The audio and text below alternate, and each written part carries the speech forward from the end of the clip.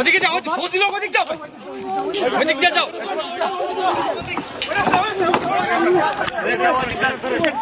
যেভাবে খেলবে কেউ ধরবেন না, খালি মার করে না। এদের এখানে অনেক কিছু আছে। ওয়েট ওয়েট,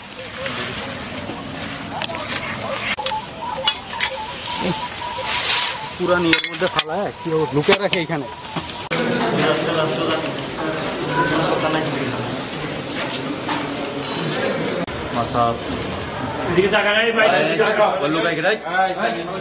সামনে গ্রুপ থেকে ডিস্টার্ব করতেছো তুমি।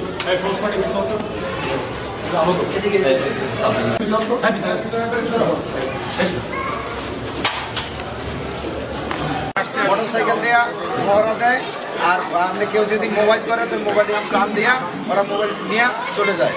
আর ওরা এনে গাঞ্জার আসর বয়সে আর কি ম্যাক্সিমাম ছেলে মানে গাঞ্জা খায়, এই রোড গার্ডে হাঁটে। অনেক মেয়েরা রাত্রে চলাফেরা করতে পারে না, রাত্রে আসে, মেয়েদেরকেও ডিস্টার্ব করে। বিজলি কেবলস এর স্কিন কোটেড ইনসুলেশন আগুন প্রতিরোধী। বিজলি কেবলস, নিরাপদ আজীবন। আজকে আমরা এখানে একটা অভিযান পরিচালনা করেছি। অভিযানটা মূলত পরিচালনা করা হয়েছে ড্যামরার মাতুয়েল এই অংশে। এখানে আমাদের নিজস্ব গোয়েন্দা তৎপরতা বজায় রেখেছিলাম এবং এই এলাকায় কখন এই ছেলেপেলে আসে, যাতায়াত করে এবং চাঁদা তুলে অন্যান্য খারাপ কাজের সাথে সংশ্লিষ্ট হয়, এগুলো আমরা নজরদারি রাখছিলাম।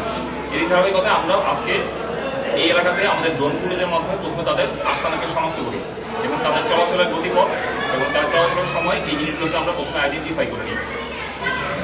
তারপরে আমরা আজকে সন্ধ্যা 6টা থেকে মূলত উৎপাদন শুরু করি এবং তাদের এই যে জায়গা যেটা আছে এখানে আমরা রেড দেওয়ার জন্য আমাদের প্রয়োজনীয় ব্যবস্থা এবং প্রয়োজনীয়ভাবে আমরা এলাকার মধ্যে আমাদের নিজস্ব যে বাহিনী আছে, যে টহল দল এবং অন্যান্য অপারেশন দল সমন্বয় করে একসাথে আমরা কার্যকরী করি। সন্ধ্যা 7:30-এর দিকে আমরা এই এলাকাতে একযোগে অপারেশন পরিচালনা করি এবং আমাদের অপারেশন পরিচালনার সাথে সাথেই তাদের কিছু ব্যক্তি তারা নিজেদের জীবনকে বাঁচানোর জন্য তাদের আস্তানা ছেড়ে আশেপাশে যে পানি আছে, যে ডোবা এবং এতে ঝাঁপ দেয়। আপনি যদি দেখেন যে এখানে যে আমরা টাকা উদ্ধার করেছি, এই টাকাগুলো সবই ভেজা এবং মানিব্যাগ এবং অন্যান্য যে জিনিসপত্রগুলো আছে ম্যাক্সিমাম ভেজা, কারণ এগুলো নিয়ে তারা পানিতে ঝাঁপ দেয়। পানিতে ঝাঁপ দেওয়ার পরও তাদের একটা বিশ্বাস ছিল যে তারা এখান থেকে পালিয়ে যেতে পারবে, বা তারা আনফর্চুনেটলি যে সেনাবাহিনীর অপারেশন যখন হয় তখন আমরা অপারেশন এমনভাবেই করি যাতে পালানোর পথটাকে আমাকে বন্ধ করে দিই। তো আমরা যখন তাদেরকে উদ্ধার করে নিয়ে আসি এবং তাদেরকে সবাই যখন আস্তানায় অভিযান পরিচালনা করি তখন অনেকটা আমাদেরই চোখটা কপাল উঠে যাওয়ার মতো অবস্থা হয়, কারণ আমরা আশা করছিলাম যে এখানে আমরা দেশীয় অস্ত্র এবং অন্যান্য অস্ত্র পাবো। বাট যেই ভান্ডার আমরা আজকে পেয়েছি আপনাদের সামনে দেখাই, এই অস্ত্রগুলো সাধারণত এরা ব্যবহার করে স্থানীয় যে লোকজন আছে তাদেরকে চাঁদাবাজি করার জন্য, আন্ডার কনস্ট্রাকশন যে বিল্ডিং আছে এখান থেকে চাঁদা নেওয়ার জন্য, এবং বিভিন্ন সময় যখন গ্যাং কালচারে যখন মারামারি হয় তখন তারা এই অস্ত্রগুলো দিয়ে তাদের শক্তি প্রদর্শন করে। পুরোপুরি আমরা গ্রাউন্ড ইনফ্লুয়েন্সটা ব্যবহার করেছি, যার কারণে আপনি যদি দেখেন যে এটা এমন একটা জায়গাতে এখানে কিন্তু গাড়ি নিয়েও সচরাচর ঢোকাটা খুব সহজ না, যার কারণে স্থানীয় মানুষজন এখন মুখ খুলতে শুরু করেছেন, অলরেডি বলছেন যে এই কাজটা আপনাদের করেছেন, এখন জনমনে স্বস্তি আসবে। বাট এই কাজটা আমাদের বিভিন্ন জায়গাতে আমরা চলমান রেখেছি। দেখেন যে এখানে তারা এই গ্যাসের পাইপের রড কেটে তারা এই যে এরকম চাইনিজ কুড়াল বা ধারালো কুড়াল তারা তৈরি করে, এই ধরনের জিনিসপত্র নিয়ে তারা ওখানে ঘুরে বেড়ায় এবং বিভিন্ন সময় যখন দুই গ্রুপের মধ্যে মারামারি গন্ডগোল হয় তখন তারা এই কাজগুলো করে।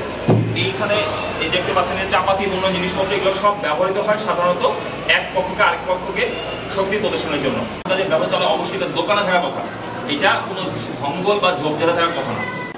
অপরাধী যেই হন, যত বড়ই হন, যা কিছুই হন, যতক্ষণ পর্যন্ত সেনাবাহিনী মাঠে আছে এখানে রংবাজি করা কিংবা কোনো ধরনের সুযোগ নেওয়ার কোনো এক্সট্রা কোনো অবকাশ নেই। আপনি যেই হন, যত ক্ষমতাধারী হন, এটা দেখার কোনো বিষয় নেই। আপনি অপরাধ করবেন, খারাপ কাজ করবেন, আপনার বিরুদ্ধে আইনানুগ ব্যবস্থা নিব। যদি আপনাকে হয় ভালো হতে হবে অথবা লাইন মতো আসতে হবে। তো যারা এদেরকে পরিচালনা করছে তাদেরকে আমরা অলরেডি চিনি, তাদেরকে আমরা আইডেন্টিফাই করছি এবং অতি শীঘ্র এই জন্যই করেছি যে আপনারা দেখবেন সামনে আরো অপারেশন পরিচালিত হবে, হয় তারা থাকবে নয় সেনাবাহিনী থাকবে।